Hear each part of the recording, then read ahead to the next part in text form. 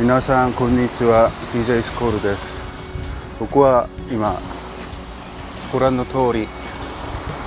海に来ています。今年の夏、考えてみたら、そろそろ夏も終わりに向かってますけれども、一度も海に遊びに来たことがないことに気づいて、ちょうど両親が住んでる釜山に来てるから、ちょっとだけでもほんの10分ぐらい20分ぐらい、散歩するだけなんですけど、海で夏の思い出を作ろうと思ってきました。僕はですね、釜山の大きい海水浴場です。ワンアリというところなんですけど、ご覧の通り結構大きいですね。大きいというか長いというか、僕は今西の方から東の方に波の音を聞きながら散歩しています。いい天気ですね。まだまだ真夏っていうか、ちょうどいい海辺での遊びにはちょうどいいくらいですね。じゃあ皆さんにも夏の海の気持ちを伝えようと映像を撮ってます。この映像で少しでも皆さんも海でのいい気持ちを堪能できればと思います。じゃあここからはずっと海なんですけど、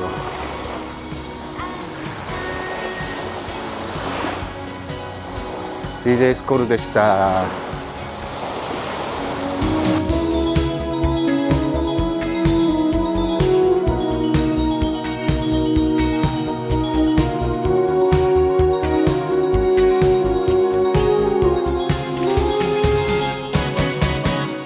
皆さんこんにちは。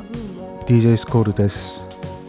夏もいよいよ終わりに近づいてきましたね。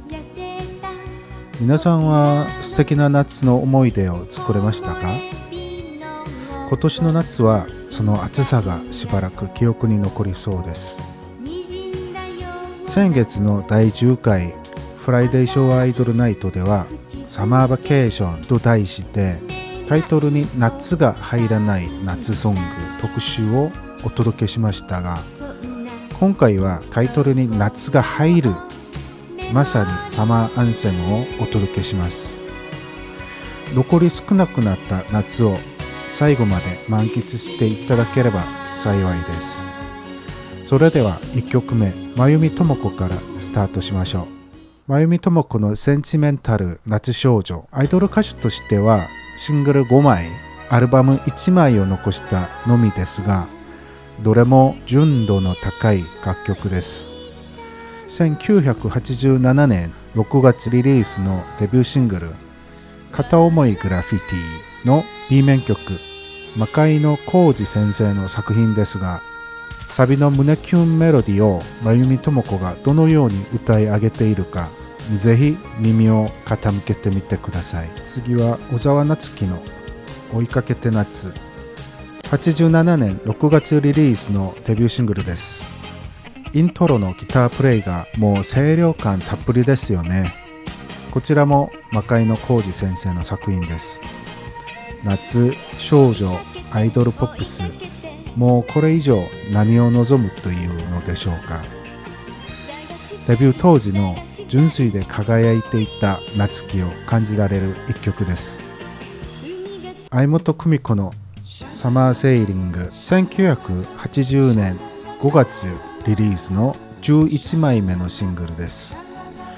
僕が70年代アイドルの中で、大好きな相本久美子さんですが、この曲は小田雄一郎先生の作品です。80年5月で小田先生の曲となると紙一重で聖子のデビューアルバムに入っていたかもしれませんよね。あくまで家庭の話ですが、別の時間軸では聖子のファーストアルバムの曲を相本久美子が歌っていたかもしれない。そんな想像を膨らませてみるのも昭和アイドルファンの醍醐味だと思います。田中久美のカリッとナッツ、シングル4枚、アルバムわずか1枚、あまりにも短すぎた久美ちゃんのアイドル活動でした。本格的な夏シングルとしてはこの曲が唯一と言えそうです。84年6月リリース。この曲の作曲も小田雄一郎先生です。曲の雰囲気と流れで組んだプレイリストですが、自然と作曲がごとにまとまりますね。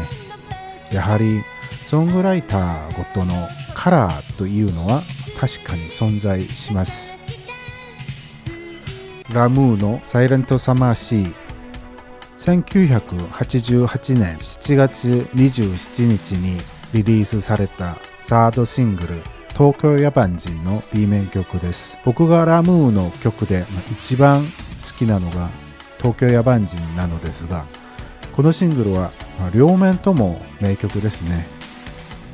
それにしても今回調べて初めて知ったのですが、この曲の作曲が釜谷博先生でした。まさかここでつながるとは正直驚きました。7インチシングルで最後にかけるのは福永さとみの心もジャンプして夏のイントロ、おにゃこクラブ会員番号11番、福永さとみのラストシングルですね。おにゃんこのソロ曲の中でも屈指の美しいメロディーを持つ一曲だと思います。竹内まりや作詞作曲ですが、それにしてもマリア先生がアイドルに提供する歌詞には時折かなり危険な設定の曲がありますよね。この曲は完全にあれの話ですし、何より視点が独特です。普通は彼氏を奪われた川から歌う曲が多い中、奪った川から歌っていますから、河合直子の喧嘩をやめての歌詞も美しいメロディーにこうした歌詞を乗せてくるあたり、さすがマリア先生というか。ここからはアルバム曲を LP でお届けします。リッタエリの真夏の滑走路。この曲は暴れ回るベースラインにぜひ耳を澄ませてみてください。後藤嗣俊先生の曲には時々このようにベースがすごい勢いで走る曲がありますが、自分で作曲して自分で編曲しているとなれば誰にも遠慮する必要はありませんよね。他の作曲家の曲でこれをやったらさすがに怒られていたかもしれませんね。86年リリースのセカンドアルバムですが、本作に収録されている手塚さとみのカバー曲ボビーに片思いも素晴らしい仕上がりです。志賀真理子の夏より遠くまで好き。続いては志賀真理子の唯一のアルバムマリコのオープニングナンバーです。実はこの曲セカンドシングル青い涙の歌詞違いバージョンです。青い涙は売野正夫作詞、こちらは松本一樹作詞。せっかく歌詞を変えたならアレンジも変えてほしかった気もしますが、これ以上のアレンジは存在しないのでしょう。この曲のイントロは何度聴いても飽きません。爽やかなシンセの音色に浮遊感を漂わせるベースラインがそっと加工していく。いつの間にか重なるコーラスから本編へと流れ込むその展開はまるで魔法のようです。南野陽子の夏のおバカさん、久しぶりに何の曲をかけます。本音を言えばずっとかけたいくらいなのですが、91年6月にリリースされた21枚目のシングルで、アイドル時代に発表した最後のシングルです。当時は CD のみのリリースでしたが、去年発売された40周年記念のアナログ版に収録されたことで初めてレコードで聴けるようになりました。もともと CD 専用として出た楽曲をレコード化することに果たしてどんな意味があるのか、賛否あるかもしれませんが、それでもこの曲をレコードの針で聴くのはとても心地が良いものです。この曲は南野の楽曲の中で唯一秋元康さんが作詞に参加した曲だと思います。5月に南野と秋元康さんの2人が同じラジオ番組に出演し、十数年ぶりに対談した放送がありました。なかなか面白い内容でしたので、ご興味のある方はぜひ聴いてみてください。森川美穂サマースイートペイン。続いては1988年6月リリースの森川美穂の4作目のアルバムハーフコントラストよりサマースイートペインです。このアルバムは本当に名盤です。